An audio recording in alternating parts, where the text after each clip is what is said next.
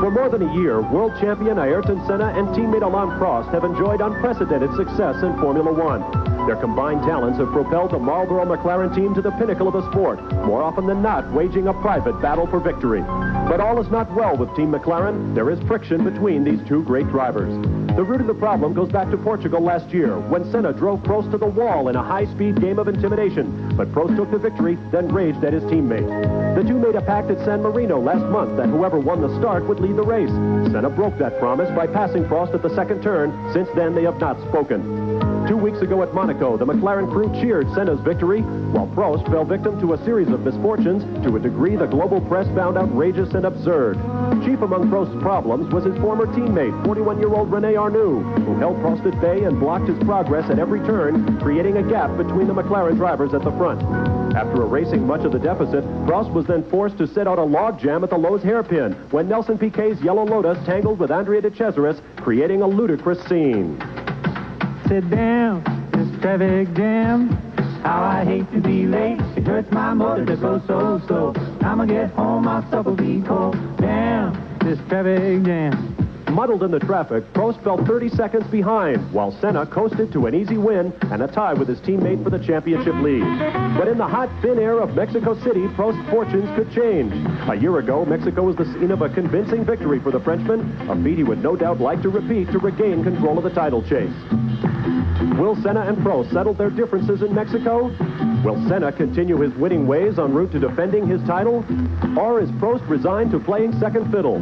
What Team McLaren may need in Mexico is a good stiff drink. Tequila!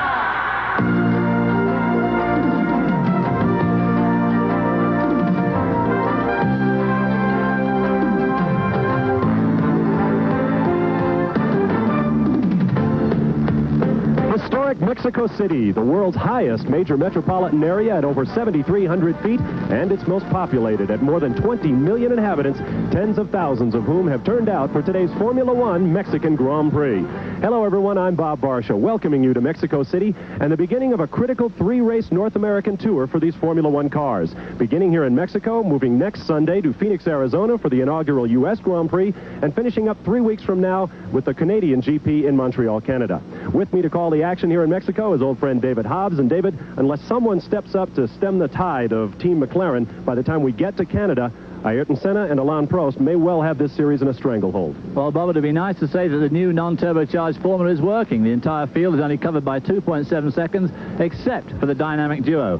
If we were timing this the old-fashioned way with a stopwatch, some of these cars would be stacked up. We've got two pairs of absolutely identical times. So it's going to be very, very close.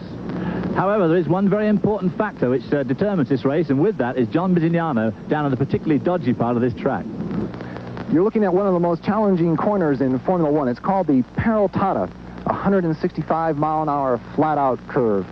Another characteristic about this Mexican circuit is the fact that it's located at some 7,300 feet above sea level, and even the most sophisticated Formula One cars are not immune to the effect of that altitude.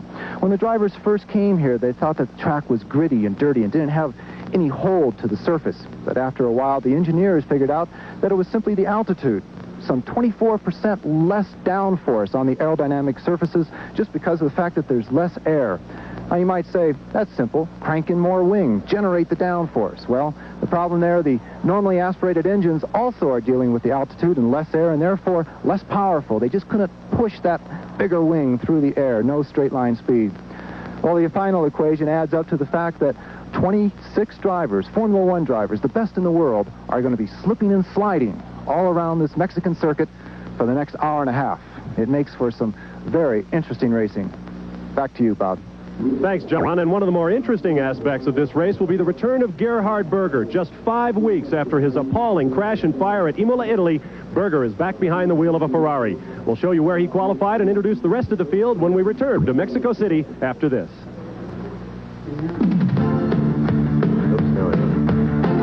ESPN Speed World coverage of the Formula One Grand Prix of Mexico is brought to you by Acura Legend and Integra. Precision-crafted performance exclusively at your Acura dealer. By Olympus, makers of 35mm cameras and video. And by Quaker State Motor Oil. The big Q stands for quality. Always has, always will.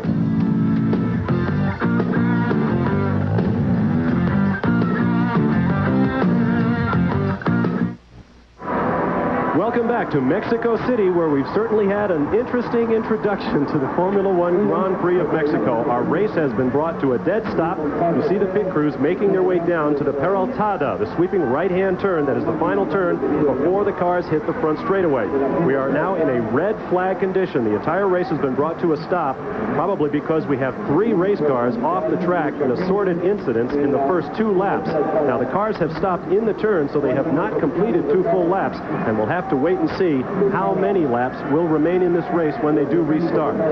Well, it was going to be a 69-lap race. They'll probably take out at least one of those laps, but then, of course, we're going to have another parade lap, and we'll have to have some sort of mandatory stop here for a period of time, for a certain period of time, and there were all sorts of cars off there. Both the Laras were off, one of the Brabhams, one of the Ligiers, and Satoru Nakajima got his car high-sided on the edge of the road, so he was stuck, and those are the only ones we saw. We don't know if there was anybody else out there as well. Seems pretty desperate to stop it. That was the kind of action we expect to see all day. Now let's go back and set the original row assignments for you and give full credit to everybody who made the field. As we said before, with his 33rd career pole, tying the late Jim Clark for the record, his 7th straight breaking a record, Ayrton Senna of Brazil, the world champion in his McLaren Honda. To his left will be Alain Prost, the Frenchman, his teammate, the quickest in the morning warm-ups. In row 2 will be Nigel Mansell of Great Britain, 2nd quickest this morning in the 7-speed Ferrari. Next to him will be Italy's Ivan Capelli, carrying our in-car camera in the new Leighton House March Judd. Row 3 will be Riccardo Patrese of Italy in the Williams Renault. To his left will be Gerhard Berger, the real man of the hour here, driving with bandaged hands in a Ferrari 5 weeks after his terrible Imola accident. Row 4 will be Michele Alboreto with a great qualifying performance in the new Tyrrell Ford. To his left will be Terry Boutsen of Belgium in the 2nd Canon Williams Renault. In row 5, Stefano Modena of Italy in the highest Pirelli shod cars, all those in front of him wearing Goodyear tires. Modena in the Brabham Judd. To his left, Derek Warwick of the US F&G Arrows team. In row 6, Olivier Griard at 30, the oldest rookie in Formula One, the Frenchman driving for the French Ligier team. To his left, Andre de Cesaris of Italy in the BMS Dallara Ford. Row 7 will be Sandro Nannini of Italy in the Benetton machine with the exact same qualifying time, Dr. Jonathan Palmer of Great Britain in the Tyrrell. Row 8 will be Satoru Nakajima in the Camel Lotus Judd. To his left, Philippe Alliot of France, a good performance in the Lola Lamborghini. Row 9 will be Gabriel Tarquini replacing Philippe Streff in the AGS Ford and doing very well. Next to him, 24-year-old British sensation Johnny Herbert in a Benetton Ford. Row 10 will be Alex Caffi of Italy after a great race at Monaco in the 2nd Team Dallara. Next to him, Martin Brundle of Great Britain in the 2nd Team Brabham. Row 11, Stefan Johansson making the first Grand Prix start for the new Onyx Ford team. Next to him, Pierre Martini in the new SCM Minardi Ford. Row 12 will be Christian Danner of Germany, that is, in the Real Ford. Next to him, Eddie Cheever of the United States, whose qualifying effort was cut short by rain this afternoon in the 2nd Arrows. And in the last row, how the mighty have fallen. From France, René Arnoux, a 7-time Formula One winner, in the last row in his Ligier, next to 3-time world champion Nelson Piquet in the 2nd Lotus. There you see Stefano Modena making his way around. He was one of the cars that originally went off. And while we have a moment, we'd like to tell you a little bit more and give you an in-car look at the way this 2.7-mile, 14-turn racetrack lays out at 7,330 feet of altitude. Here's David Hobbs. There you see a map of the Autódromo Hermanos Rodríguez here in Mexico City. 2.747 miles, 14 turns, about 20 gear shifts per lap, and at just over 125 miles an hour, quite fast. And just a tad bumpy, as we'll see from this video of yesterday afternoon's qualifying by Ivan Capelli, as he goes down the front straight at about 186 miles an hour in 6th gear. Approaching turn 1, the Solana complex. Hard on the brakes down to 2nd, as he swings right, left, and right again, staying in 2nd gear. Snatches 3rd on exit, up to 4th and then 5th again as he reaches about 155 miles an hour. He comes down to the next complex of corners. Hard on the brakes again, down to 3rd. He swings left into the Estadio. Right, and at this point they get pretty close to that outside wall, not much runoff area there. Stays in 3rd, down to 2nd. A double apex right-hander here, stays in 2nd, snatches 3rd, and now he's going into the S's. Every one of these corners is just a bit quicker than the one before as he picks up speed, constantly going up to the gearbox, up to 4th as he goes to this big bumpy right-hander there, long left-hander, laps one of the Lotuses there, a long fast right-hander, snatches 5th gear here, very, very fast left-hander as he's onto the back straight, up to 6th gear, and again about 185 miles an hour. Now coming into the Peraltada, a lift down to 5th, an absolute agony as this car bumps its way through here at about 165 miles an hour. And you have just gone with Ivan Capelli on the lap that put him 4th on the grid for today's race. And we now have good news for you. If you lost some time switching over from the Indy 500 to pick up the Formula One Grand, waving that flag. It'll be like a red flag in front of a bull. There's the green light. We're away. Again, a very slow start. Off the line for Senna. Mansell tries to squeeze between, but Prost chops him off. Remember, they get up to incredible speeds. There goes Capelli from the pit lane. Incredible speeds before they make a sharp right-hand turn, and look at them fan out trying to find a line. Alan Prost made a superb start that time. In fact, he slightly jumped the gun, but we'll let him on this one. Into the Solana complex again. Very, very slippery here. And of course, even with the tyre warmers on, the tyres still aren't up to real racing temperature. And they are 3 wide in those S's in the Solana corner, the sun-drenched corner. And now they'll make a fast run down this chute and enter the tightest part of the racetrack, the Estadio section, where the stadium's grandstands surround the track. And look at the cars all over the track. The long lens makes it looking better. Look, Nelson Piquet staggering on the back. So there we see Prost in the lead. Right behind him is Ayrton Senna. 2 Ferraris behind him. And that is, in fact, Berger, who sneaked up to 3rd spot. I guess with Prost making a good start and that empty space in front of him, he really made the best use of it. And right behind him are the 2 Williams, with Patrese and Boutsen, which I'm not quite sure. And Alboreto going well there, too.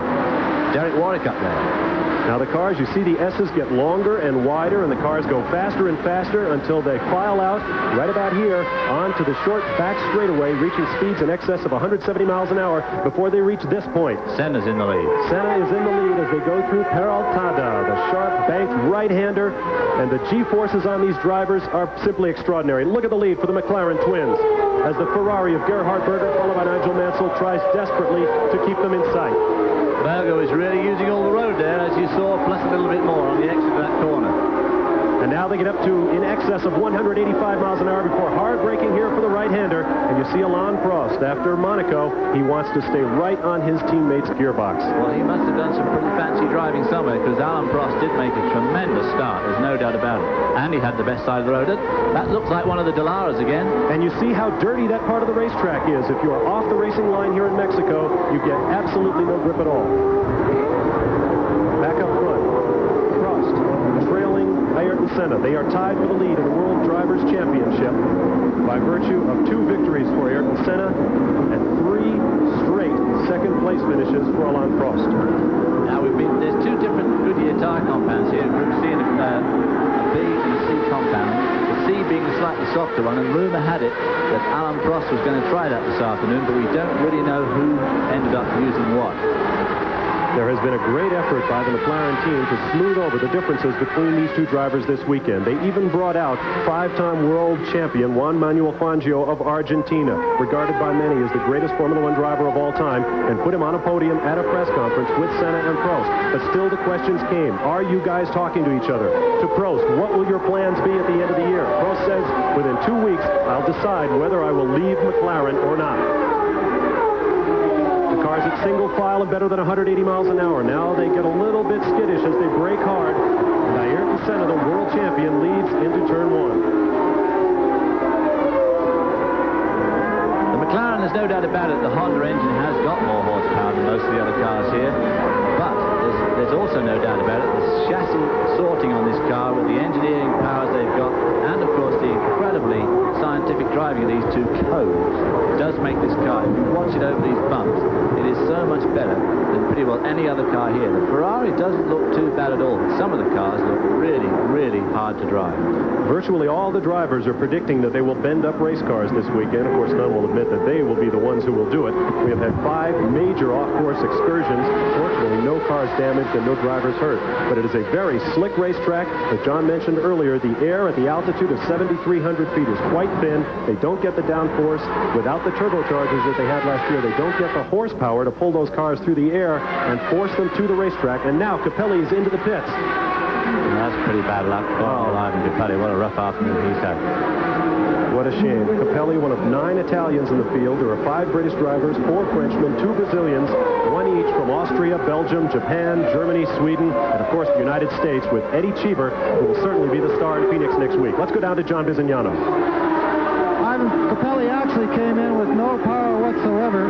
The engine was not running, and when he went out of the pit lane, he had a heck of a time getting the car underway. It sounded as though he may have had it in the wrong gear, but then when he went around the back end, the people were concerned that actually the engine may have been misfiring.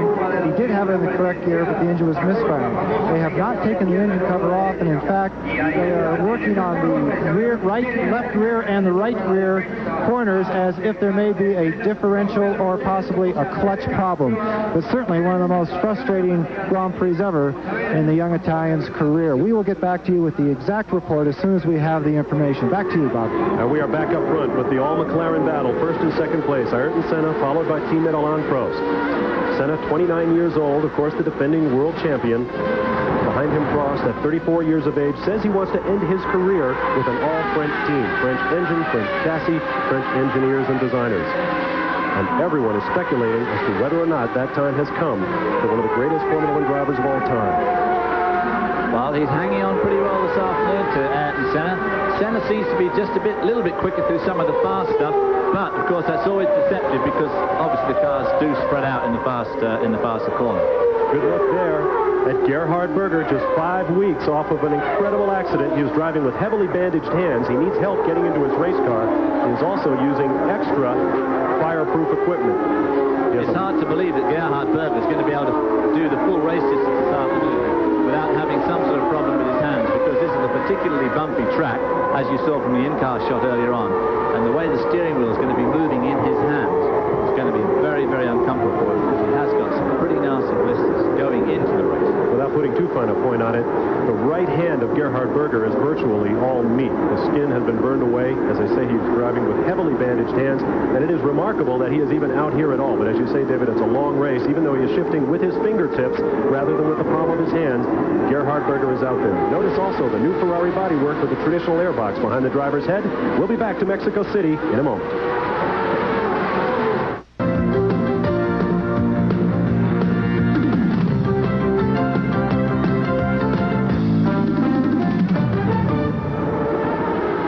In Mexico, you saw an in-car shot from Ivan Capelli's car on tape. This is the actuality of Ivan Capelli's car. David, things do not look good for him. No, I saw one of the mechanics lean over and grab hold of that drive shaft there, and it doesn't seem to be attached at one of the ends, so they're working frantically on the car. But obviously in Formula One, if you lose that much time, you pretty well kiss the whole afternoon goodbye. Meanwhile, Mansell has really wound in Gerhard Berger, his teammate. And then right behind those are the two Williams cars. So the first 4 cars are 2 10-cylinders, 2 12-cylinders, and 2 more 10-cylinders. And it looks like Formula One with the new 3.5-litre normally aspirated engine. The way to go is lots of cylinders. This has been a good city for Honda-powered cars. Back in 1965, Mexico City was the site of the first victory for a Honda engine Formula One car in the hands of Richie Ginther. David, I believe you know a little bit about those early Hondas. Well, I didn't drive the very early ones, but I did drive the V8 air-cooled engine and the V12 car that Surtees won at Monza with in 1967. I drove that same car, or similar car, the same year at Monza. You're watching 35-year-old Riccardo Patrese running in the 5th position at this point. Patrese, of course, now the most experienced man in Formula One racing. At the age of 34, he recorded his 177th Formula One start early this year in Rio de Janeiro here on ESPN. Took Graham Hill, the former record holder, to his 46th year to rack up 176 Formula One starts, as it did Jacques Lafitte, who shared that record with him. Right now you mentioned, I think today is in fact old Ricciardo's 180th race, which is a pretty serious record in Formula One. A lot of years behind the wheel and a lot of races for Riccardo Patrese. Being harried by my old teammate Thierry Boutsen, also in the Renault-engined Williams. They've got new engines coming later on in the year. Mansell trying to go down the outside, or the inside, of Gerhard Berger as they go into turn 1. I think we may have had a change of position up front as Mansell got by Berger. There you see the Ferraris going out of your picture. Once again, we're using a Mexican television feed, so we can't always tell them which cars we want to look at.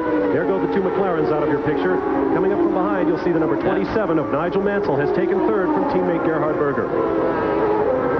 That car we saw at the back there, that is Alessandro Nannini in the Benetton, which is a Ford V8 engine car, going very well, but of course they're waiting very, very anxiously for their new car engine combination to come. They can't use the new car till they get the new engine. The new engine at the moment has some reliability problems, but it's a very small, neat package, and according to all the people at Ford and Benetton, gives very, very good horsepower, and they're hoping it's going to be competitive with the Honda V10. But a lot of other people say that to do well now, you're going to have at least 10 seconds. So we'll see. Let's go back down to the pits and John Visignano. I think you have to compliment our cameraman. You cannot get any closer to a Formula One pit stop than what you're seeing right now on ESPN. What has gone wrong is the left drive shaft pulled away from the gearbox on the march. They tried to just stuff it back in, but now they've had to take away the upper link of the suspension and the tie rod to the shock absorbers to get it far enough out to press back in. This very determined Leighton House March team, they're not giving up. Ivan Capelli has not gotten out of the car. They will return to this Mexican Grand Prix if they have to rebuild the entire gearbox and left side drive shaft. We'll let you know how it all turns out, but right at the moment we are at about a 7-lap pit stop. Back to you, Bob. Thank you, John. And one of the Dellaras now coming in. Looks like Andrea De Cesaris making typical Formula One pit stop. You see all of the people down there. It is a real crowd. 3 men at each corner to put new tires on that car, and there were not tire stops expected here in Mexico on this slick racetrack. Well, maybe it was something else. Of course, in Formula One, when a driver pulls into the pits, the crew automatically change all the tires, whether or not that's required. And sometimes while they're doing that, the driver's saying, excuse me, that's not the tires I want, it's an engine or something else. Look at the lead now as the McLarens pull away. Ayrton Senna up front being hounded by his teammate, Alain Prost. And it's probably fair to say that of these two, if it were up to this crowd of tens of thousands here in Mexico, Prost would be the winner. I went out on the far reaches of the circuit 2 days ago during early practice, and 3 drivers brought the crowd to its feet. One was Alain Prost, one was Nigel Mansell, and the third, of course, was Gerhard Berger. Nigel Mansell's making a bit of ground on these two. Obviously, Ayrton Senna's an extremely canny race driver, as is Alain Prost, and there's no way these two are going to extend themselves and risk either crashing into each other, into something else, or Nigel Mansell, if he should in fact wind them in. This could be a bit of an interesting situation here. They've got the Dallara to get round. He's not going to let him get round either. No, he blocked for now. This is going to be interesting. This is going to let Nigel catch right up, as well, of course, as giving Prost a bit of breathing room too. Now Senna forces his way by on the outside, and Prost right on his gearbox. This is going to be a great battle between two of the best drivers you'll ever want to see. Now this means that Mansell is going to catch the Dallara as they come to the faster of these S complexes, and if he gets caught there, that'll make a horrible difference to the gap between himself and the Ferrari. So traffic, as it so often does in racing, could make the difference here in the early going in Mexico. By now, of course, everyone knows that Alain Prost and Ayrton Senna are not the closest of friends. In fact, they are barely speaking to each other. So we asked their team manager, Ron Dennis, who keeps very tight rein over the entire McLaren operation, what is the current situation between your drivers? Well, there's a little tension there at the moment, mainly because they're on equal points. We're 3 races into the season, and it's reasonably apparent at the moment that we have a competitive edge on most of the other teams, which tends to focus everything on an outcome being between either Alan or Ayrton. It's a little bit like marriage, though. It's a lot of people married, but for it to work, you have to work hard at it, and it's a common objective, and that's the problem. But they've both got a common objective of being the world champion, and it's just a tense, difficult situation, but in control. Well, perhaps it is controlled, perhaps it is not. We have a little video break up there from our Mexican TV feed on the very distant part of this 2.7-mile race course, named for 2 of Mexico's great driving heroes, the brothers Ricardo and Pedro Rodríguez, both tragically taken in racing accidents, and both national heroes here in Mexico. Ayrton Senna remains your leader. Prost, his teammate, drops back just a bit. Racing continues live here on ESPN. We'll be back in a moment.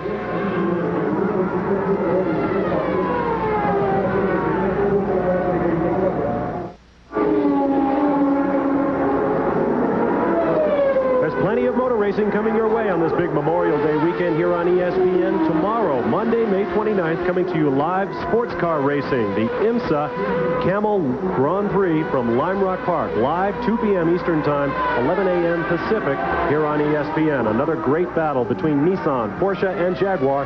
Jaguar reported ready to bring out their new secret weapon, a turbocharged V6, in lieu of their screaming, normally aspirated V12. So look for that one, 2 p.m. Eastern Time, live tomorrow here on ESPN. Here in Mexico, you're watching Ayrton Senna gradually drawing away from teammate Alain Prost, as he has done so often.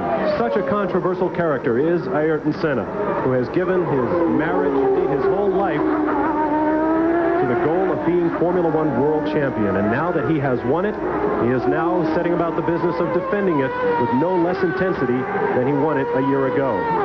Well, of course, the combination there, we see that's Jonathan Palmer's car, I believe, in the pits. Jonathan's had a bit of an up and a down weekend, but went very well at some of the stages. Of course, his teammate, Alboreto, at the moment, is going extremely well. But Ayrton Senna is the original take-no-prisoners driver. He just has the most unbelievable attitude towards his driving. He not only wants to win the World Championship, he wants to win every race and every practice and every qualifying session. In fact, as you say, totally dedicated to it. He won his very first race back in 1973, racing karts. That's karts with a K, not go-karts as we know them in our backyards here in the United States. Full-blown racing karts. Won his first event, was the Pan American champion in 1977. Reportedly didn't like driving race cars when he first got in them. He liked the feel of the very tiny karts, but boy, has he ever made his name in Formula One. And of course, when he came to England from the go-karts, he went into Formula Ford, then Ford 2000, Formula 3, and absolutely cleaned up in every single one of those classes in a way that nobody else has done since. Alain Prost, his teammate, in fact, is now being wound in slowly but surely by Nigel Mansell, the Ferrari, which seems to be going very well so far this afternoon, which of course has got a great following here in Mexico. A lot of Ferrari flags being waved by this crowd, and of course the Ferrari name having just that magic appeal somehow appeals to everybody who's involved in either racing or any high-performance car. Nowadays, of course, to any collector who's got a few bucks to spend on one. Your leader at this point, Ayrton Senna. Prost runs second. Nigel Mansell third in the Ferrari. Gerhard Berger is fourth. Ricardo Patrese fifth, followed by his Williams teammate Terry Boutsen. And Kelly Alboreto is steady in seventh. Alessandro Nannini in eighth. Derek Warwick in the first of the USF&G Arrows in ninth position. And Gabriele Tarquini doing very well, running 10th right now in the AGS4. A severely underpowered car, not with the aerodynamics of some of the more well-established teams, but Tarquini doing very well as a stand-in for Philippe Streff, the Frenchman who was injured very badly in a pre-race accident down in Rio back in March. Olivier Grouillard doing well too in the first of the Ligiers. Stefan Johansson in the Onyx, which managed to get into the race this time for the first time. They have to pre-qualify every race. They go out at 8:30 on Friday morning for an hour, the pre-qualifiers. Johansson, the first time he's got in the race, and running in a pretty strong 11th spot. He's in fact overtaken Grouillard now. Johansson's 11th. Grouillard's 12th. Martin Brundle's climbed up to 12th, 13th. Eddie Cheek is 14th. Nakajima is 15th. Modena is 16th, who was involved in that first lap crash. He's now driving his spare car, so we don't quite know what could be wrong there. Alex Kapkin, the Pilar, is 17th. Nelson Piquet is 18th in the Camel Lotus. 19th is René Arnoux. And last is Christian Danner in the Real. Or 20th is Christian Danner. As we watch Ayrton Senna making short work of the field here, Prost coming into the picture at the back. You mentioned Stefan Johansson, David. This is, of course, the first race for the Onyx team, and the joke around the pit lane was that Stefan's going to ask for overtime. He's not had this much time in the race car before. Known as Steve Johnson back in Sweden for all of the time he spent racing in the minor formula in Great Britain. He speaks excellent English. A real lady killer with a great sense of humor, Stefan Johansson. Good to have him back in Formula One with his 8th different team in 8 seasons of Formula One racing. So he has quite a few frequent flyer miles on his ticket as well. And he's got some pretty good credentials there in terms of teams. He drove for this team here, McLaren, just 2 years ago.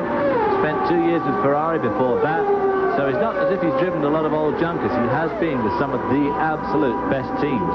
And Alain Prost here is definitely being hounded by Nigel Mansell. Mansell closing that gap. Let's go down now to John Bizignano with news from pit road. little bit earlier, David, you mentioned the fact that some of these cars were going out on different compounds. Between Pirelli and Goodyear, we actually have 6 different compounds represented on the track at this time. Now, Prost did go out with the softer Cs, and believe it or not, and maybe you could elaborate on this, David, Senna went out with the left-hand side of the car on Bs and the right-hand side of the car on Cs. That could be a bit of an imbalance as far as I'm concerned. Also, Ivan Capelli out of the car. They push the March into the garage. The March team is finished here in Mexico. Back to you. Well, there we see a great battle between Derek Warwick and in 10th place and Tarquini right behind him. One of the Williams is pulled over on the left there. I see a dark helmet. That might be Terry Boutsen. There you see it from the rear. What a difficult time. The Williams with Renault V10 power were expected to challenge McLaren this year. They are very similar cars mechanically. Thus far, the Williams team just has not been able to get it together. And it is indeed Terry Boutsen from Belgium who climbs out, a very frustrated driver. Extremely frustrated. They've got a new car and a new engine, well, a new cylinder heads coming on later on in the year, and they're all waiting for those engines to arrive. To go back to what John said, it looks, unfortunately for Alan Prost fans, as if Ayrton Senna made exactly the right choice. He put the harder B compound tyres on the left-hand side of the car, and with the predominance of right-hand turns here, especially that last very long, very fast corner, his left-side tyres are probably standing up better than Alan Prost's all-C compound, which probably are letting him down as he tries to go through these fast corners, as the temperature has definitely stayed up. In fact, it's getting warmer as the afternoon goes on, and if it gets warmer and as the race goes on, Ayrton Senna's choice will probably prove to be even better than it's showing so far. Strategic choice then for Prost. What does he do? Pit for new tires?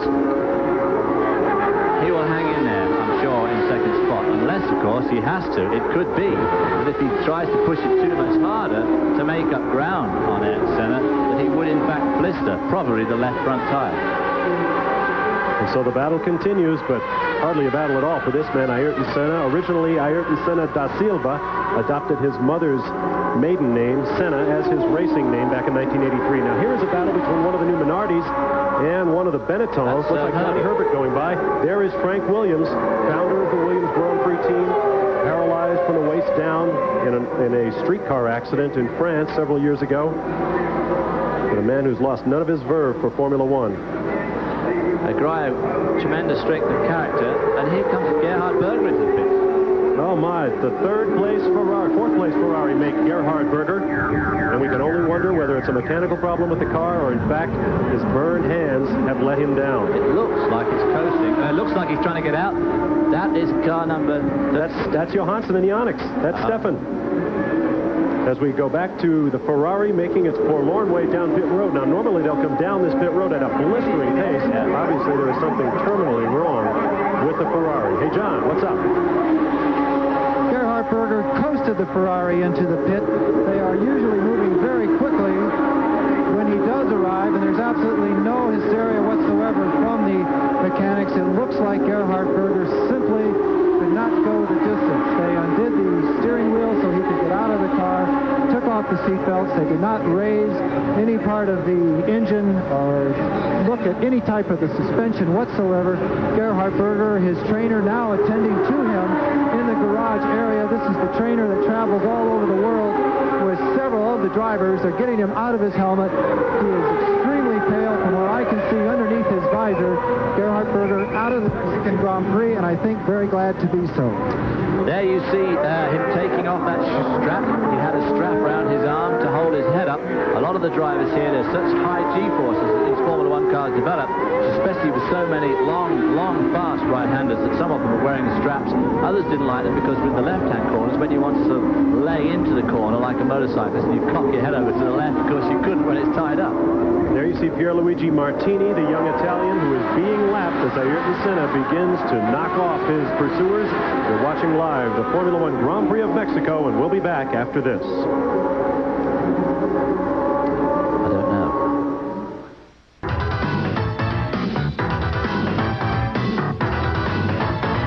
Track Facts are brought to you by USF&G Asset Management, a network to better manage money, people, property, and equipment. There are two places you're likely to find wood in a Formula One pit. One is to ask somebody for a match. The other is to check where the bodywork of the race car meets the racetrack. For years, crews tried a variety of materials, from rubber to plastic to titanium, looking for something that could rub against the track and wear away evenly, maintaining the seal of the airflow that allows aerodynamic devices like this wing off the March cars to work. Finally, someone decided, let's try wood. And the result is a dense laminate known as jab rock. And it's absolutely perfect. It wears evenly, seals off the air under the wing, and it's a lot cheaper than titanium. And this is a live pit stop. Alain Prost has come in to change his tires. They've done it in about 7 seconds. He is back on the racetrack, John. The tires are absolutely blistered. The left front is totally shredded from the blisters that were created around that very fast, sweeping right-hander just before the pit straight. David, you called it perfectly. Back to you. Well, there, of course, Alain Prost is normally so conservative with his setup and also with his driving, but as we saw at the beginning of the race, I mean, he hung right on there to Ayrton Senna for those first 10 laps or so, and of course he paid the penalty by choosing the quicker compound, but unfortunately led to his ultimate downfall. And yeah, it did in fact blister the left compound. The funny thing is that on the grid, Ayrton Senna, he did 2 warm-up laps, came onto the grid and had them take the tires off his car and put 4 more tires on. Now, whether they put the same 4 back and rebalance them, or whether he changed the tires, we don't know. All we know is they took the tires away behind the building and they came back with 4 other tires. Were they the same ones, or did he in fact make a snap decision on those 2 warm-up laps before the green flag? I think I'll just change to the quicker compound. Maybe a bad mistake. Obviously, he made a mistake, whatever he did. Obviously, a very frustrated man, and right now, the 5th place runner in this race. Ayrton Senna, your leader. Nigel Mansell moves up to 2nd. Ricardo Patrese inherits 3rd, followed by Michele Alboreto, having a sterling day for Italy in the Tyrrell. Prost is now 5th. 6th, Sandro Nannini. Derek Warwick in the Arrows up to 7th, followed by Gabriele Tarquini, and in 9th place, Olivier Griard. So some of the young drivers in Formula One coming on strong. If you look down there at one of the Dalaras, that's Alex Caffey. One young driver who's not doing as well as I thought he would do today is Johnny Herbert. He's languishing back there in 20th position. He's a lap down already, not going anything like as well as his teammate Alessandro Nannini in the other car, who's now in 6th spot. And way off of the turn. This is onto the backstretch through those very high-speed S's we talked about. You see young Alex Caffey making his way around after a 4th-place drive at Monaco. The Italians are cheering for this young man, born in Brescia, Italy, home of another great motorsports event, the Mille Miglia. Mille Miglia, where old Mossy won it way back these 30-odd years ago. I was talking to his co-driver, Dennis Jenkinson, the other day, and they went for the last hour. They cruised between Brescia and Bologna at 170 miles an hour on the highway, back then in a Mercedes 300. Now there you see Nelson Piquet, who, as we mentioned at the top of the show, had an absolutely abysmal qualifying performance. 26th, dead last in the field, narrowly avoiding missing his first Formula One race since 1982 in Detroit. Presently, Piquet shown in 15th position and on the lead lap.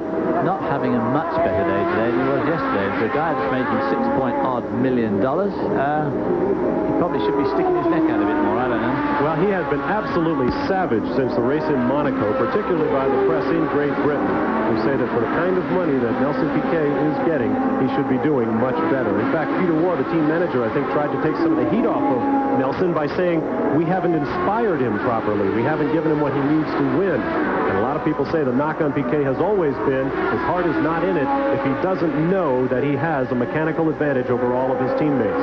But lacking a McLaren right now, Nelson Piquet is going to have to make do with his Lotus. And right now he's doing rather well, up from 26th to 15th position in the space of 21 laps or so. But it is interesting to note that Lotus, a car that has such an incredible name over the years, second only to Ferrari in wins and prestige probably in Formula One racing. I mean, here he is duking it out with Alex Caffey in a Dallara, a car that no one's ever heard of, and they've hardly even heard of Alex Caffey yet. That's not to say that he won't, in fact, become quite a great driver. He's obviously very, very fast and determined. But he's the sort of guy that 3 years ago Nelson Piquet would have been lapping for about the 2nd time by now. There's Stefano Modena, another up-and-coming young Italian, just in front of these two. Modena, of course, driving the spare car, which definitely had a misfire at the beginning of this race, which put him behind his teammate Martin Brundle, who he had, in fact, out-qualified quite well. This is a battle for 14th place on the racetrack. 25-year-old Alex Caffey holding off 36-year-old, 3-time world champion Nelson Piquet.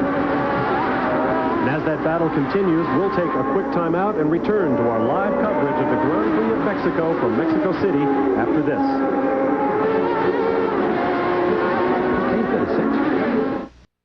All of us here at ESPN are enjoying the Formula One Grand Prix of Mexico coming to you live, but we have even bigger things in store as we become host broadcasters for the first United States Grand Prix from Phoenix, Arizona, and that will be coming your way next Sunday, immediately following NASCAR's Budweiser 500. So set your clocks now. Next Sunday, beginning at 11:50 a.m. Eastern Time, you will see the Budweiser 500 from Dover Downs, Delaware, followed immediately by our live coverage of the U.S. Grand Prix from Phoenix, Arizona. We're all looking forward to that one. Right now, Ayrton Senna remains the leader, and his teammate, Alain Prost, has been demoted to 6th position by Sandro Nannini. If you're just tuning in after having watched today's Indy 500, we welcome you. And if you haven't been watching Indy, we will tell you that it was a great victory and an exciting one for Emerson Fittipaldi, who was passed by young Al Unser Jr. with 5 laps to go. Unser then crashed, but came back to finish second, followed by Raul Boesel, Mario Andretti, and look at this, A.J. Foyt finishes in 5th position at the Indy 500. So with Fittipaldi's victory, it has thus far been a great weekend from Brazil, and if Ayrton Senna can stay up top, Brazilians may sweep the 2 biggest motor racing events in the world this weekend. Now, we've talked about tires already, and John Bizignano has more on that story from the pits. We're with Lee Gogg, the managing director of Goodyear International. Lee, we've had a little bit more action down here in the pits than you planned on, a little bit more than you wanted. What's the situation with some people being on a harder compound or a softer compound? Well, the C compound, which was soft, we figured was a little marginal on left front because of this banked last turn. We thought we could run it, but the cloud cover hasn't come in, and it depends on how much air pressure, John, they build up. The air pressure on Berger and Prost was a little high. They blistered it. Right now, Nannini and Mansell are still on C's and doing fine. So it's a matter of how hard they're pushing through that last corner and how high their air pressure gets. Well, do you think they will be able to go the distance? The people out there on C's, are they stuck on something that's a little bit too slippery for them now, or are they going to have to make a stop? I would think if they've gone this far, the fuel load's coming down, they'll be all right. Well, we'll know very soon, Lee. Back to you all in the booth. And right now, diving through the turn that Lee Gogg was talking about is Ayrton Senna, our leader. Yeah, well, Ayrton Senna, he didn't listen to that Lee Gogg. He put a B on his left front.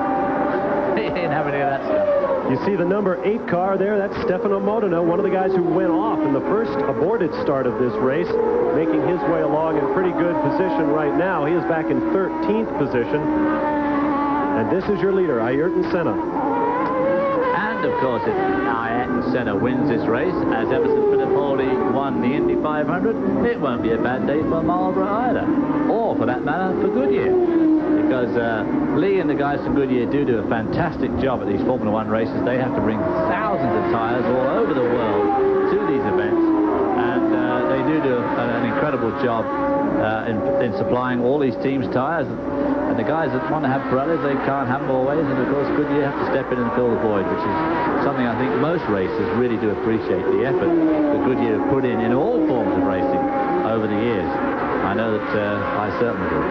Goodyear brought some 2,500 tires to supply the cars wearing Goodyears in this field. There are also a number of cars, and there you saw Modena's car going out of the picture, about to be lapped by Ayrton Senna.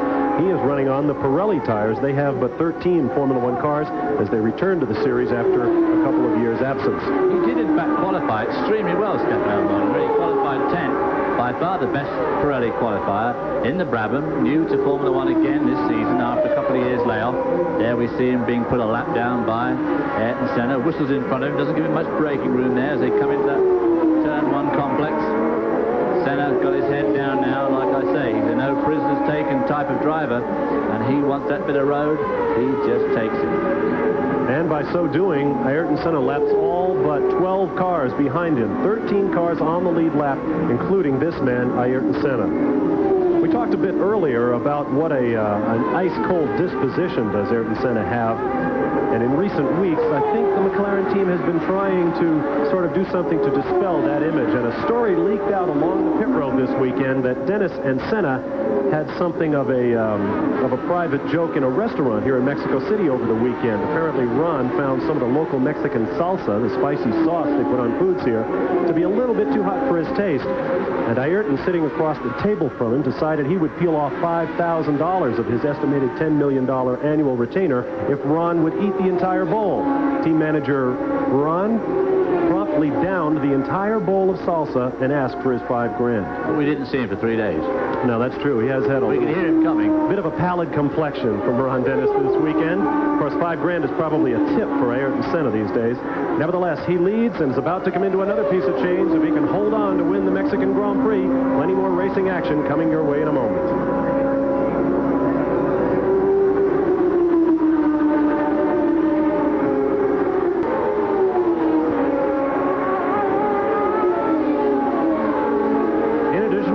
Car racing tomorrow here on ESPN. You'll also see great horse racing. It's a holiday of thoroughbred racing here on ESPN. You'll see a $1 million racing doubleheader, the Jersey Derby, plus live coverage of the Metropolitan Mile, coming your way tomorrow, Monday, 5 p.m. Eastern Time, 2 p.m. Pacific Time, live from Garden State Park in Cherry Hill, New Jersey, and from Belmont Park in Elmont, New York. So great thoroughbred action coming your way tomorrow. Here in Mexico City, as you watch Nigel Mansell making his way around on the legendary number 27 Ferrari, made famous by the late Gilles Villeneuve of Canada.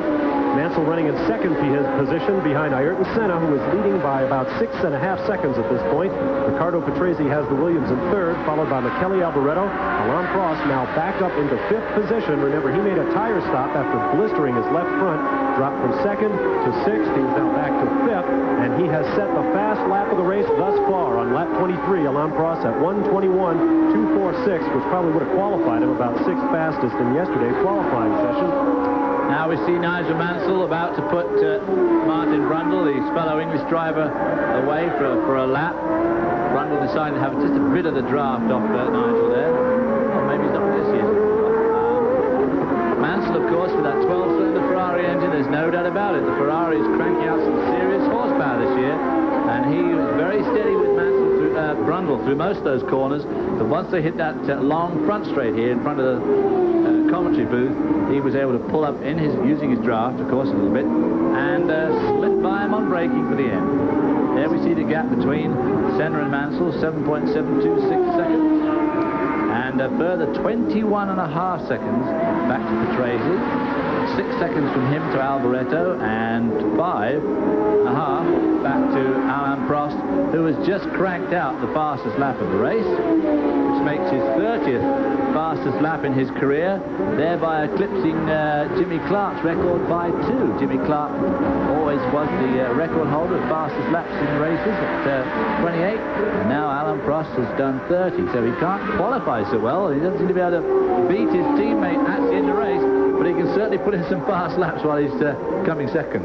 You see Mansell just completing the fastest turn, probably one of the fastest turns in Formula One, the Peraltada. And before the race, we asked Nigel Mansell, what does it take to do that last corner flat out?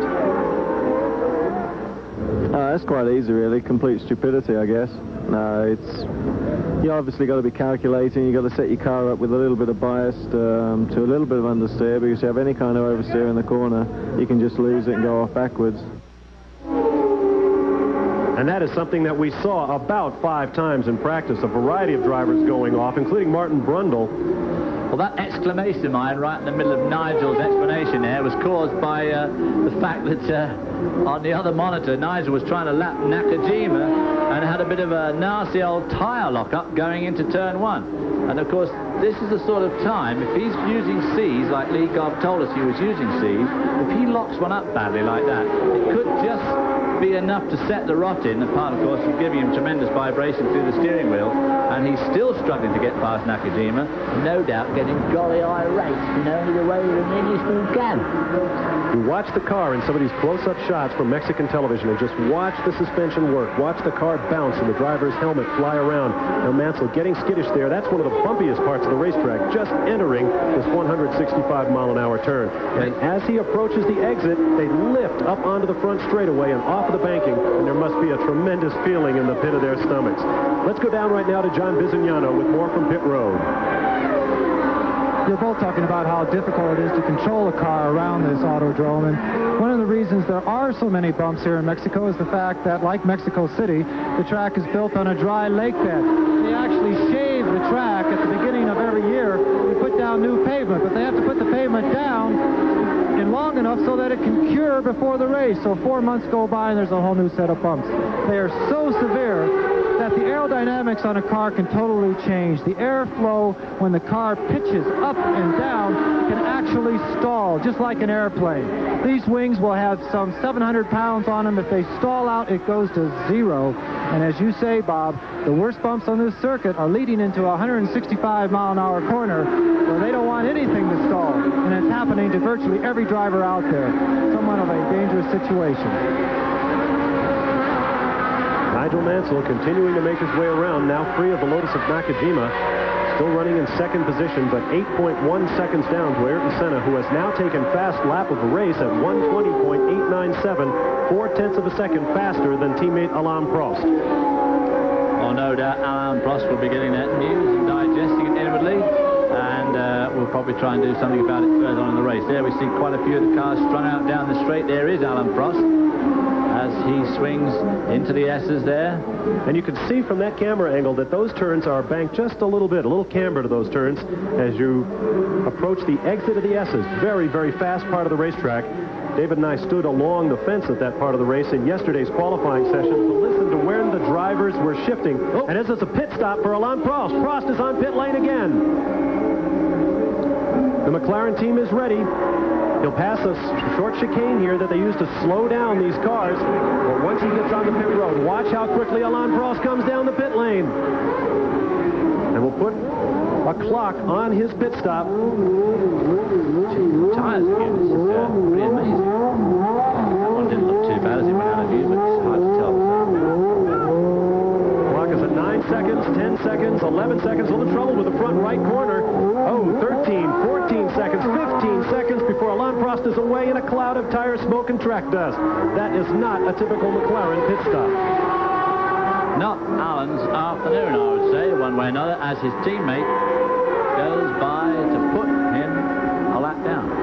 And that will no doubt drop Alain Prost back beyond 8th position. In fact, I believe Prost might be the last man on the lead lap at this point, as you see the other McLaren of his teammate Ayrton Senna coming into the picture from behind. Now this might be interesting, as Ayrton Senna tries to overtake Prost, whose tires will have to come up to temperature, even though they use electric tire blankets to heat them up in the pits. Alain Prost is going to have mirrors full of Ayrton Senna momentarily. Temptation makes you get all evil just to think about what he could do, doesn't it? We expect a great battle here. While we have a moment, let's go down to the pit lane and John Bizignano once again.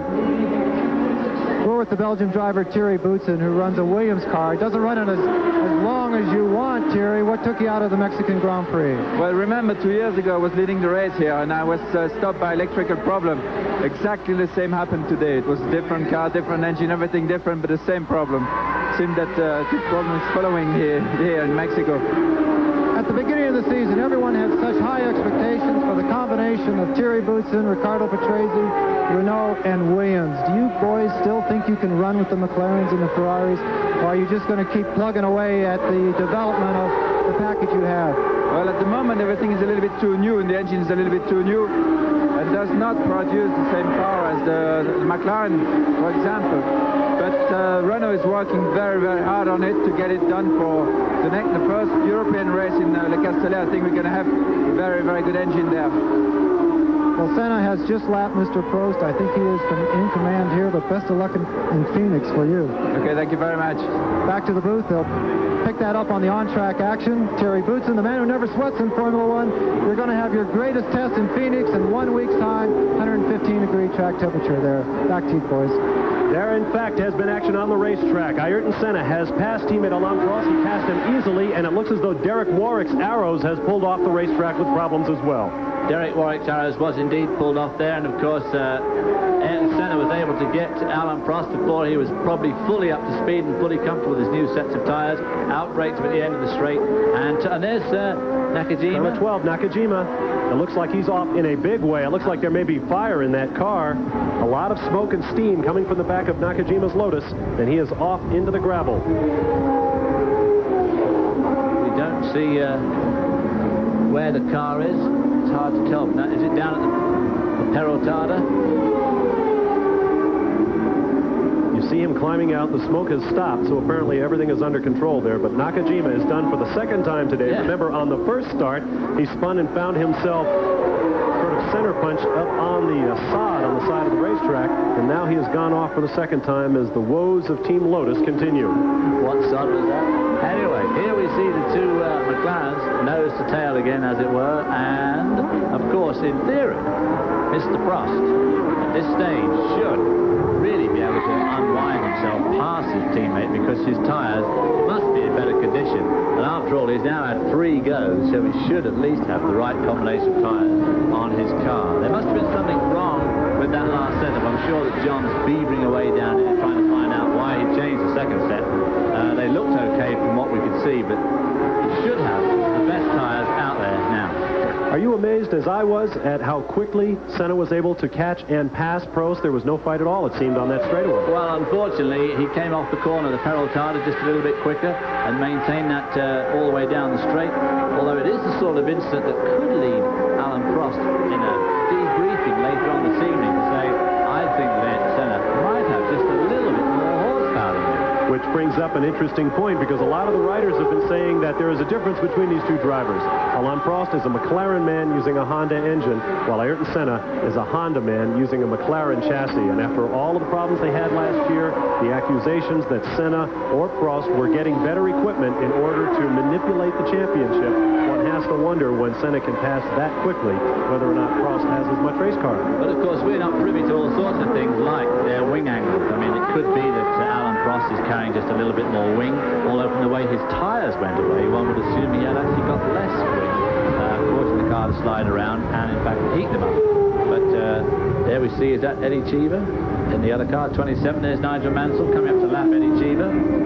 Mansell, the second-place car, the Ferrari, coming up to take Eddie Cheever, put him a lap down. At this point, we have 6 cars on the lead lap. Ayrton Senna, the leader, Nigel Mansell running second.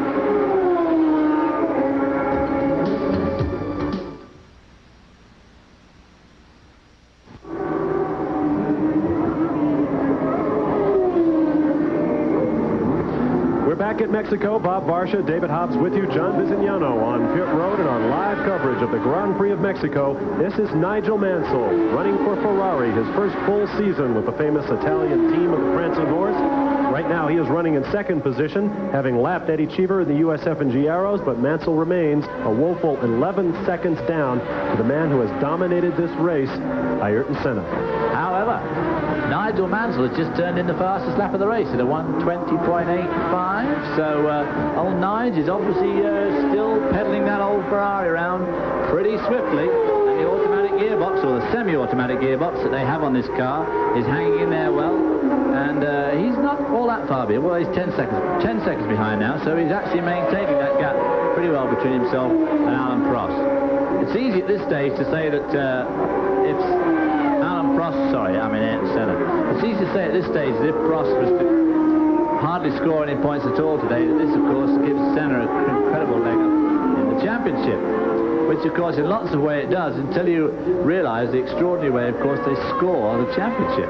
Because at some stage, old Senna's going to win a race and immediately have to discard the whole 9 points for winning that race. So in some ways, all is not yet lost for anybody else. That, of course, the ruling that resulted in Alain Prost setting a record with 105 points last year, but finishing second in the championship because he had to throw out a greater number of points than his teammate Ayrton Senna, who subsequently assumed the crown. All jolly complicated. On this big Memorial Day weekend, there is a lot of racing going on all over the country. Emerson Fittipaldi has won a crash-filled Indianapolis 500, and Darrell Waltrip has added another World 600 crown in Charlotte, North Carolina. So congratulations to Darrell and Stevie. We'll be seeing you all next week from Dover with a Budweiser 500. Here in Mexico, Ayrton Senna is your leader.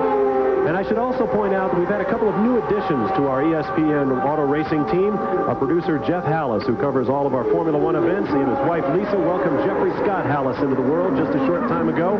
And Terry Linger, former coordinating producer for motorsports for ESPN, and his wife, Louise, had little Christopher Roy. So Don't let your boys grow up to be race drivers, fellas, but congratulations to one and all, and as they say in Mexico, salud, amor y pesetas. Health, love, and wealth in the future to you both. There you see Ayrton Senna, who is now just 10.5 seconds ahead of Nigel Mansell, who, as David pointed out, has set fast lap of this Grand Prix of Mexico at 1:20.859, and he has shaved the slightest little edge off of that lead. But the battle right now is between Senna and the McLaren behind him, his teammate Alain Prost, who he lapped just moments ago. Looks as though Prost is really beginning to get the bit between his teeth, David. He is indeed. He's picking up speed. Like I say, he really, at the moment, should be in the best shape tyre-wise. That's Tarquini right in front of them. Tarquini, the only man still on the same lap as Ayrton Senna, who's running in 6th spot, and he's about to be put a lap down by Senna. And of course, when Prost overtakes Tarquini, that will take 6th place away from Tarquini. Well, we've seen a lot of tire wear here today, David. You suppose Senna might be having a problem with his rubber? Well, just looking at it there on that shot, as we see the sun shining on his tires, they look pretty good to me. I don't see any nasty black marks, black lines, or irregularities. And I guess his original choice of the harder compound for the left side of the car, the load-bearing side here at Mexico, obviously proved to be right. Whoa, Nigel Mansell with a sudden plume of smoke from the engine in the Ferrari. Oh, my. Well, that was the last fastest lap that Nigel Mansell was going to do.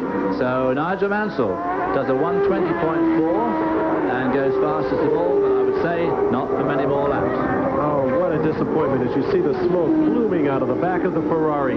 We have been calling it engine trouble in the races at Imola and Monaco, where Nigel Mansell dropped out. But in fact, he said it was that electronically operated semi-automatic 7-speed gearbox. This time, no mistaking engine difficulty. No, it's the day is run for Nigel. Very, very disappointing for him and all the Ferrari fans all around the world, because Ferrari are still struggling to get back into that absolute top winning position of Formula One that they've held for so many years. So many victories belong to Ferrari that they want to get back into that consistent winning form.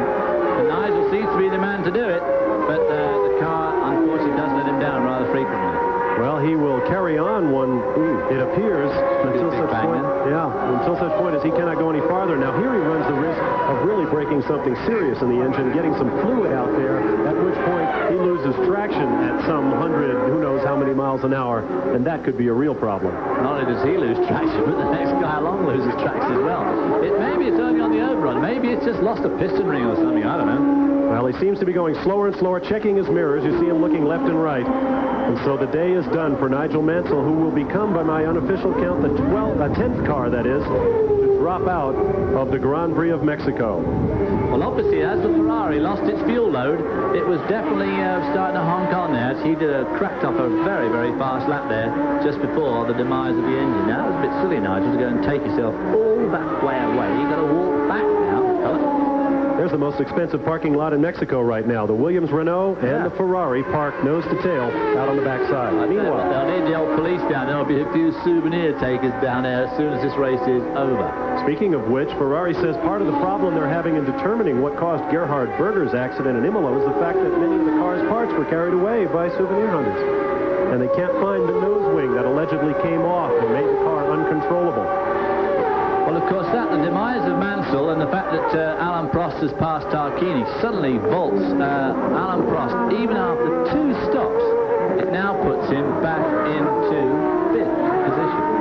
And he will be 5th, and the first car 1 lap down, so to speak. We now have but 4 cars on the lead lap with the demise of Nigel Mansell's Ferrari. We'll be back to Mexico shortly.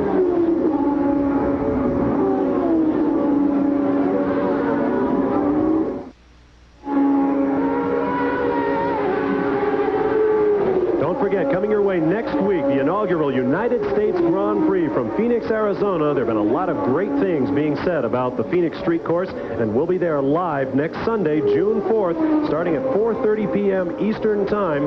That will be immediately following the Budweiser 500 as the U.S. Grand Prix Formula One in North America coming your way here on ESPN. Don't miss it. We are the host broadcasters, which entitles us to the best seat at the table, and I certainly am looking forward to it. There you see our room with a view. restaurant, no bathroom, no kitchen, nothing else, but you have a great view of the beautiful Hermanos Ricardo y Pedro Rodríguez Autódromo. How'd I get that out all right? Pretty good. Circuit here in Mexico City, and we hope you're enjoying the Formula One action. There you see the two McLarens who have been so much in the news lately. Ayrton Senna leading the race. Behind him, although he is just in second place on the racetrack, he is actually in sixth place overall, is Alain Prost, who has stopped twice for tires and is a lap down.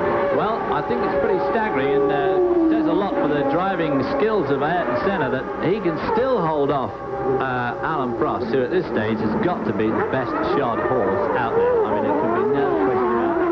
Now, of course, again, like I said earlier, you don't know what car setup they've got in the ways of wings and obviously horsepower. There's Riccardo Patrese, who, of course, is now running in a strong, well, relatively strong second spot, which would be good for Renault. He got a bit sideways there, going into the Peraltada. Maybe that car's not quite so good on the empty tank. Well, what a twitch. Derek Warwick had one of those yesterday, and it's only lightning reflexes that keep the car on the racetrack when it twitches like that. Can you imagine at 165 miles an hour with the G-loads in that turn trying to throw you all the way from Mexico out to Hawaii or somewhere. And all you can do is try to steer it straight. And, of course, those bumps set them off so badly now. Now, for instance, Riccardo is running with not much wing, and he's got the car just sprung a little bit on the stiff side as he loses fuel on that very bad bump on the approach to that corner. And, of course, these bumps on the approach to this corner, the car will become much, much more skitterish and will want to slide around a lot more. All sorts of things, of course, go into making a race car complete for the whole course of the race. From full of fuel, the track conditions change, and so many things come into play. And, of course, that's why they spend hours on Friday and Saturday doing all that practice and setting up. Riccardo Patrese, 180th Formula One Grand Prix start with but 2 wins to show for it.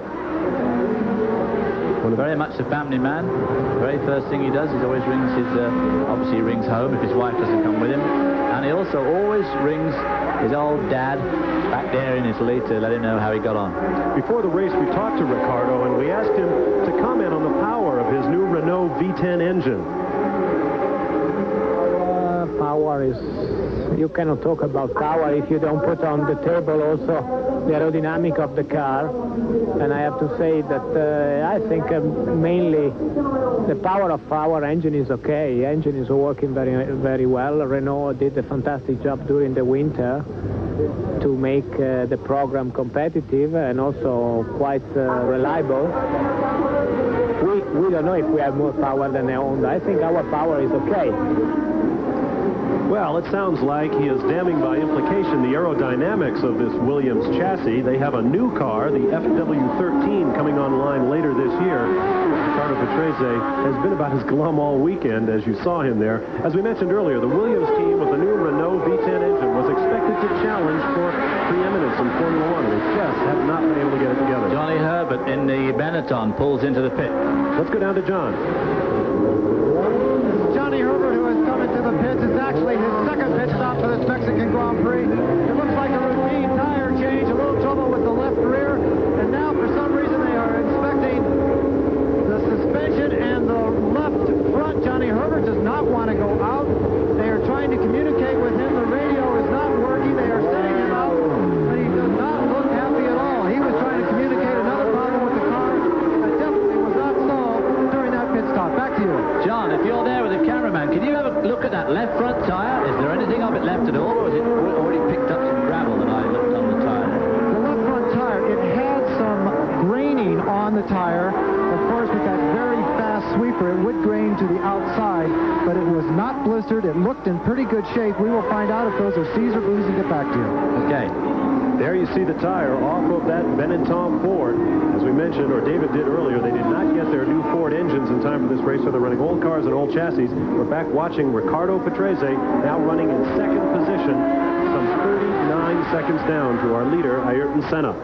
But behind him, another story in the race, behind the Lotus of Nelson Piquet, is the third-place car, the Tyrrell of Michele Alboreto. A mere 42 seconds down to the leader as we watch Nigel Mansell taking the longest walk in racing.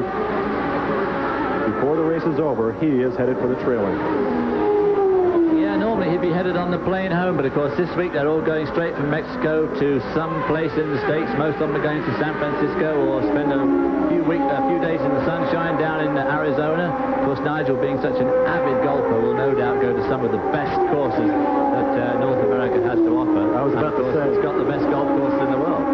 He knows exactly where he's going. He's headed for the golf course. He's Nigel Mansell, a scratch golfer, once played in the Australian Open. Ayrton Senna still maintains the lead. His tires, as we see them sweep across the screen there, look okay. I'm still surprised that Alan Prost couldn't at least unmatch himself, but seems to be incapable of doing that. A great crowd here on hand in Mexico, including a great number of Americans, some of whom have traveled with the Formula One Spectators Association. George Goad and Pam Lawson do a fine job of keeping Formula One fans and members of their organization up to date with all of the action. They go to virtually all the races on the Formula One circuit. If you're a member of FOSA and you don't get to go to the race, you get about a 4-page newsletter after every event that details every aspect of qualifying and the race. The only American publication devoted exclusively to Formula One. Information on becoming a member of the Formula One Spectators Association in the United States, you can call area code 213-658-5884. Talk to George or Pam about becoming a member of FOSA, and maybe we'll see you at a Formula One race sometime in the future. There you see Gabriele Tarquini, I believe that's Stefan Johansson in the Onyx making his way around, and this, the man of the hour, Ayrton Senna, shooting for his 17th Formula One victory. And boy, in the past couple of years, he has just made a shamble of that much-respected table of Formula One champions and victories over the years. Alain Prost, who has spent more than a decade in the sport to get his record 35 victories, and here Ayrton Senna, since 1984-85, has racked up 16. And obviously, at the moment, looks like there's no signs of him stopping. The only man at the moment who's even half capable of stopping him with his car is Alain Prost, his teammate, and/or Nigel Mansell. If they can just get a bit more reliability out of that Ferrari V12 and the semi-automatic gearbox. Semi-automatic gearbox, I believe, is such an integral part of the car, there's no way they could drop it for a few races while they develop and work on it. Let's go back down to pit road and John Bizignano. Another victim of the Mexican Grand Prix, Derek Warwick. You worked your way all the way up to 6th place. What happened? Well, after the second start, the second lap into the new race, we lost third gear. In third gear on this circuit is very important, but I carried on. It never really held me up that much. And then on the last lap there, going into the turn 3, as I came out, the car just stopped. I had all my electrics, but the engine just stopped. So something just stopped on the engine. There's been a lot of discussion about tires. Some people going out on Bs and Cs. What did you go out on, and did you feel comfortable on them? Compound Bs, thinking that from half distance on that we would have an edge, and I was starting to catch Nannini, so it looked like our plan was right. But another day. Another day in Phoenix, 1 week's time. Good luck, Derek. Cheers. Back to the booth. Thank you, John and Derek. It is tough when you drop out of a race. We appreciate Derek taking the time to chat with us. As you watch Ayrton Senna make his way around, look at the shape of the race car. Following Gerhard Berger's enormous accident in Imola, the Formula One constructors have gotten together, and they have been told, essentially, by the overall world governing body for motorsport, FISA, that they will have different race cars next year, which I'm sure is a surprise to the men in charge of the budgets of Formula One. Formula One officials want the cars to be stronger. They want the sides of the cars to come up higher on each side of the driver for greater protection. They want greater fuel tank protection. In fact, they're even talking about decreasing the size of the fuel tank. And the question in everyone's mind then is, does that mean that refueling during the race comes back to Formula One? In any event, with new cars coming online all year long, we expect to see changes in 1990, and that has not gone down well with some of the constructors. Well, of course, the other thing is there's semi-serious talk, which I find unbelievable, semi-serious talk in pit lane of somehow penalizing these McLaren Hondas to try and let somebody else win a race. And, of course, unlike the SCCA, where if the Trans Am car keeps on winning, you stick another 100, or in IMSA, where if the turbocharger cars have got too much horsepower, you just restrict them a little bit more. Obviously, in Formula One, it would be impossible with the sort of money that Honda are paying, $50 million a year reputed development money on these Formula One engines. You can hardly waltz up to them after the race and say, oh, by the way, next time you race, you're going to have to weigh another 100 pounds. I just can't see it happening.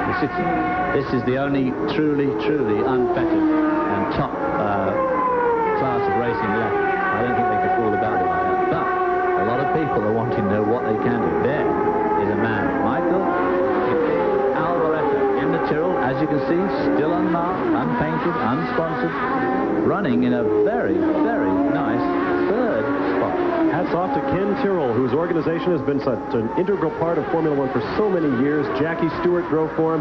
Michele Alboreto drove at another time for Ken Tyrrell. In fact, Michele Alboreto, prior to 1989 in the non-turbo formula, had the last victory for a normally aspirated car in Detroit back in 1983, I believe. So Michele Alboreto back with Ken Tyrrell at 65 years of age, still one of the great personalities of Formula One. Right in front of him, you see one of the new Minardis in its new paint job. That's a 1989 machine, reflecting new sponsorship that they have picked up this year. The Minardis have a very long wheelbase car. In fact, the mechanics are joking that they now have the only station wagon in Formula One racing. Well, now Michele Alboreto having a bit of a job to get round him. Goes standing inside there, going to outbrake him going into the turn at the end of the fast straight here, front straightaway. As those cars approach that parallel, then you could just see the difference in the way the cars are sprung. The Minardi was bouncing around, looked most ungainly. The Tyrrell looks very, very secure all the way around this track. After a terrible car and a terrible season last year, this new machine working well for Tyrrell. And we asked Michele Alboreto if coming back to Tyrrell is like a homecoming for him. Yeah, like coming home, and I worked also with Harvey Poster White and Jean-Jacques Bijot, and I worked with them in the Ferrari many years ago.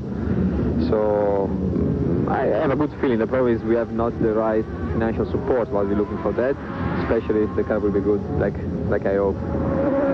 Well, the car certainly appears to be good right now, and Michele Alboreto wearing the blue and yellow on his helmet, indicative of the national colors of Sweden, because Michele Alboreto's great driving hero in his early days was the late Ronnie Peterson, a great Swedish driver. Let's go back to John on pit road.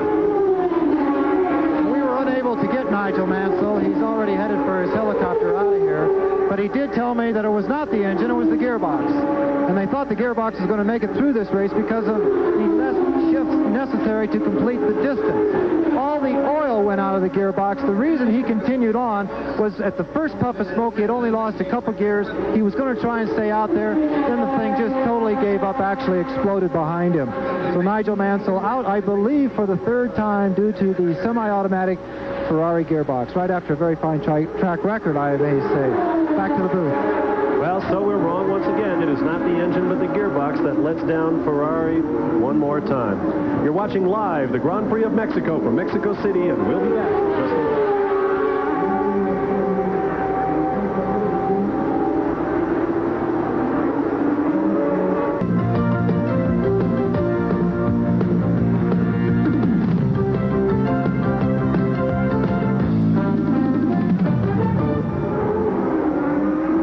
The Grand Prix of Mexico continues here at Mexico City. Don't forget, coming up later tonight, great live college baseball action. It's the West Regional NCAA College Baseball Playoff, with at stake a chance to represent the region and go all the way to the College World Series beginning in June here on ESPN. Tonight, the matchup, Cal State Long Beach against Arizona. The West Regional NCAA College Baseball Playoff coming your way at 7:30 p.m. Eastern Time, 4:30 Pacific, live right here on ESPN.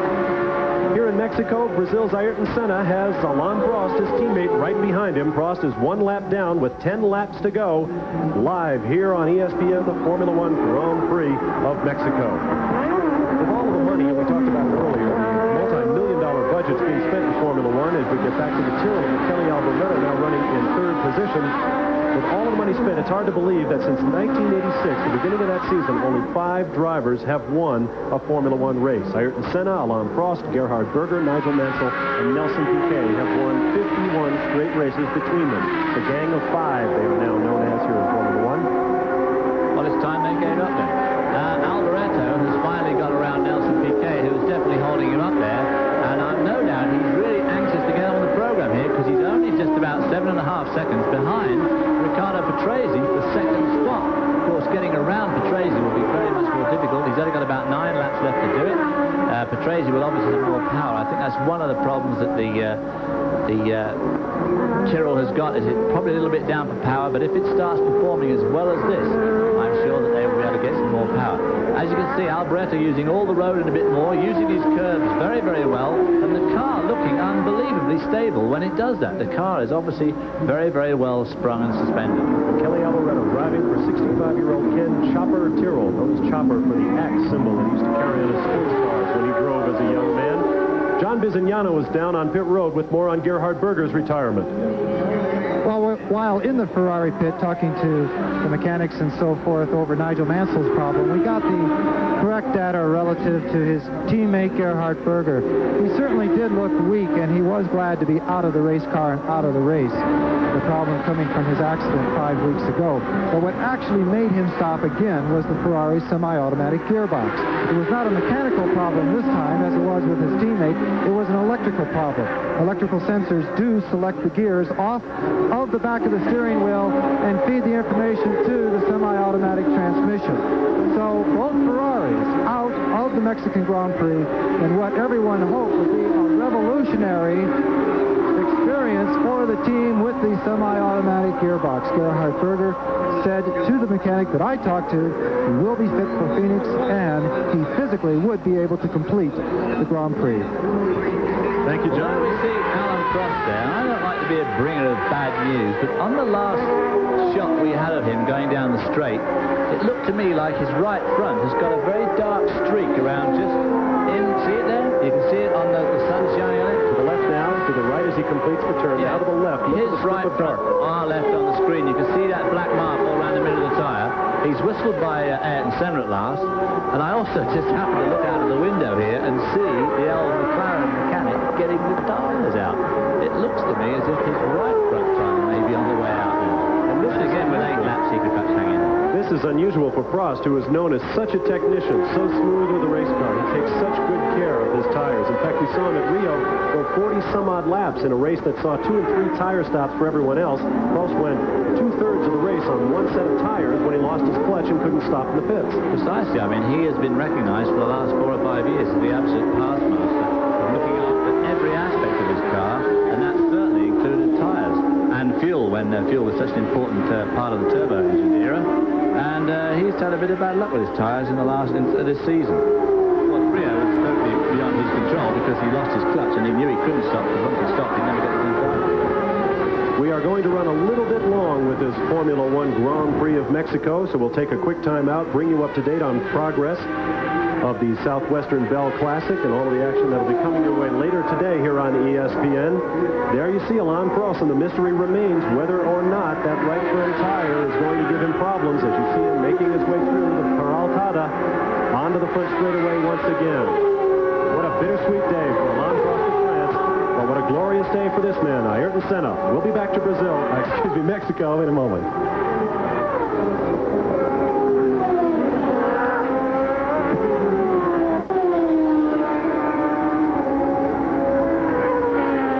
At Mexico, Ayrton Senna is your leader, followed by Riccardo Patrese, Michele Alboreto, Alessandro Nannini, Alain Prost, and Gabriele Tarquini in the last points-paying position.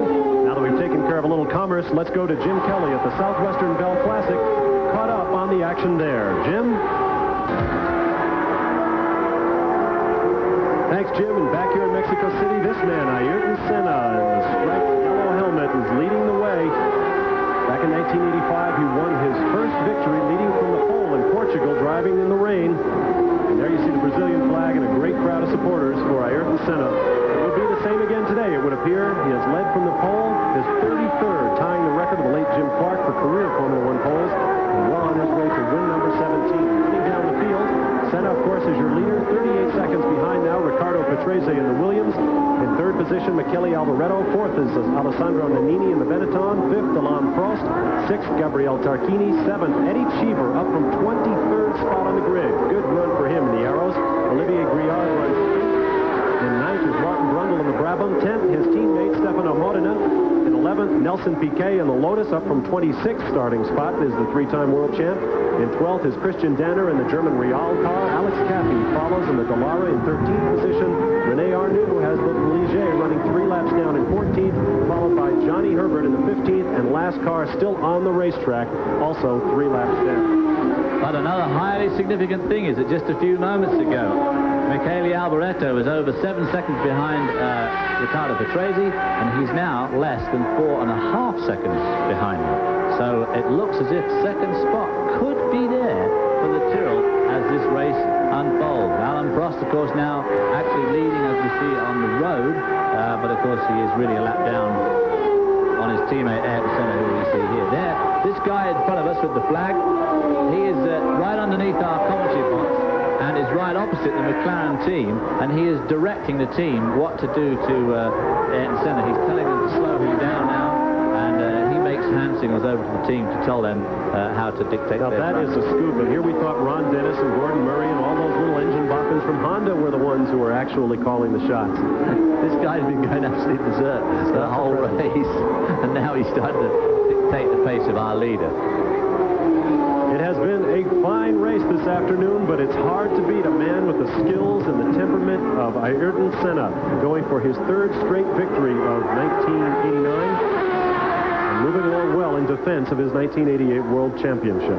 Scary thought is that this man could, at the moment, win every single one of these races this year. I mean, it is certainly within the realm of possibility. It's most unlikely. But not Nigel Mansell having won Rio. He can win 15 of the 16. That's right, yeah. And that would certainly be unprecedented. If you haven't been with us from the start, we ran less than 2 laps when 3 cars flew off the racetrack at various points on the track. As a result, we had a red flag. The race was declared null and void, and we started once again.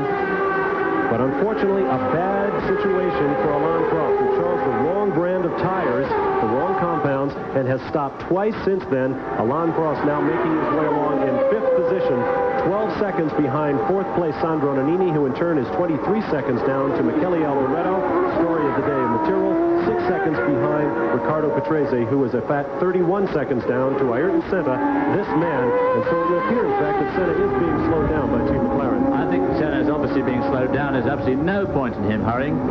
He's well over half a minute in front of Riccardo Patrese, but Patrese must have got the message about Alboreto. He has increased that lead back up to about 6 seconds, and with only 5 laps left, that's probably just to be on the safe side, because that allows him any room for error or getting caught out by a back marker in traffic or so on. You saw that long mirage effect. The heat is building here in the late afternoon in Mexico City. We'll take a quick time out and come back as the conclusion approaches at the Formula One Mexican Grand Prix. Stay with us.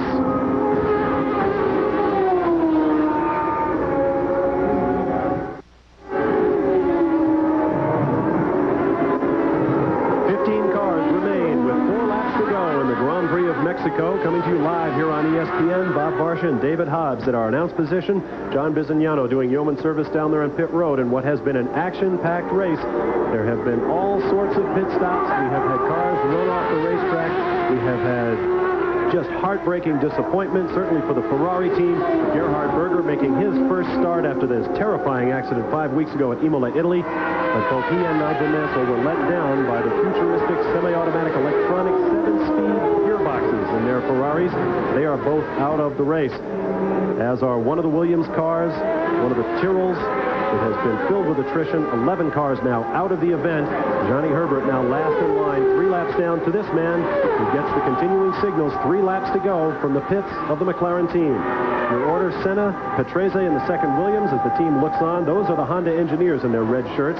And I've been told by people who should know that as these men are watching these computer monitors, monitoring every possible function of their 3.5-liter Formula One engine, this information is also going back via hard line to Japan, where Honda technicians at their headquarters near Tokyo are also watching the inside of their engines as they work in this Formula One race. Well, of course, the Honda quest for excellence is not just here on the racetrack, it's in everything they do. And I just think this makes a very salutary warning to the rest of the car industry, not just the racing industry, to just keep their eyes open, because the Japanese car industry does present an incredible threat to the establishment as we know it. And this Honda racing program has demonstrated just how strong they can be when they make the commitment. And that's exactly what they've done here. They've committed themselves to Formula One. And if they're going to be in Formula One and spend millions of dollars a year, they're going to win. And they have sent a shiver through the sports car world by leaking information that they may be interested in going Group C sports car racing, perhaps trying to take on the 24 Hours of Le Mans. And in fact, the admiration in which Honda is held are such that Toyota, I believe it was, has announced that they will end their motorsports program if Honda intends to come into sports car racing with the intensity and the budget that they have applied to Formula One. Well, of course, coming from Toyota, who's the second largest car manufacturer in the world now, that's some pretty serious backing down talk, I'd say. And don't forget, Le Mans will be coming your way here on ESPN 2 weeks from now, June 10th and 11th. We will be over at Les Sauts. I will be in the announce position, and my colleague here, David Hobbs, will be attempting to prove that even at his advanced age, he can still get a car around the racetrack. Of course, we never doubted that, David. Wow. Yep, 2 weeks today, we'll be sunning ourselves in the French sunshine, I hope, as Ayrton Senna is sunning himself here in Mexico today. The rain clouds never materialized. The temperature stayed up, which played into his hands, making that correct tyre decision earlier on, and just swanning his way to a very, very easy victory here over Riccardo Patrese. The gap has dropped now to only half a minute, so it's getting quite flowing in the last 2 or 3 laps of this race. There seem to be no chinks in the armor of this man. His skills are absolutely consummate. He knows which way to set up his car. He knows which tires to choose. He knows when his engine is working well and when it is not. He spends long hours with his mechanics and devotes himself totally to the concept of being Formula One. I think Gerhard Berger said it best over the weekend. Ayrton Senna will hold the Formula One World Championship for a long time to come and will reset the standards because he is simply the hungriest, the most intense, and he wants that championship more than anyone else. We are now on the last lap of the 2.7-mile circuit, named for the brothers Ricardo and Pedro Rodríguez, here in the heart of Mexico City.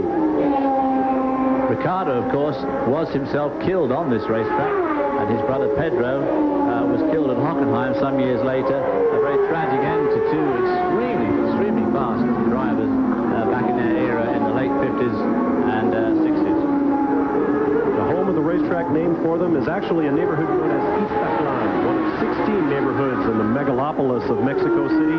This particular neighborhood has its own mayor and its own civil government, and it also has 1.2 million inhabitants. One of 16 neighborhoods at 1.2 million, larger than most cities, obviously.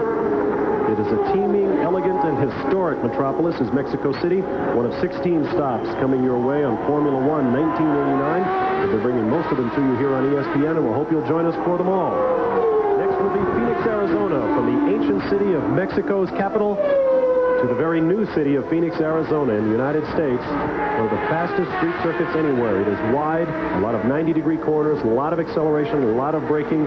Should make for a very exciting Formula One race coming your way next Sunday at this time. Final turn through the Peraltada, and Ayrton Senna will rack up victory number 3 of the 1989 season. There you see the checkered flag being walked out and waved for the 29-year-old world champion. In the Marlboro McLaren Honda team there as they signify yet another crushing defeat of the opposition by their man Senna. Alan Prost comes in a lowly 5th, only scoring himself 2 points, but as I said earlier, that won't matter in the long run because we'll just keep those up very easy. And Senna, arm raised, there we see our man in front of the pits here. Honda's here, Senna. Yes, and there you see Joe Ramirez, who is of Mexican extraction, and he is the team manager for the McLaren effort. He is a very popular man with the local media this weekend. And we should also point out, behind Senna, Patrese, Alboreto, Nannini, and Prost is Gabriel Tarquini with his second point-scoring finish in 3 races this year for the AGS team as he goes out the side of your picture. We'll be back to sum things up after this short message. You're watching live from Mexico City.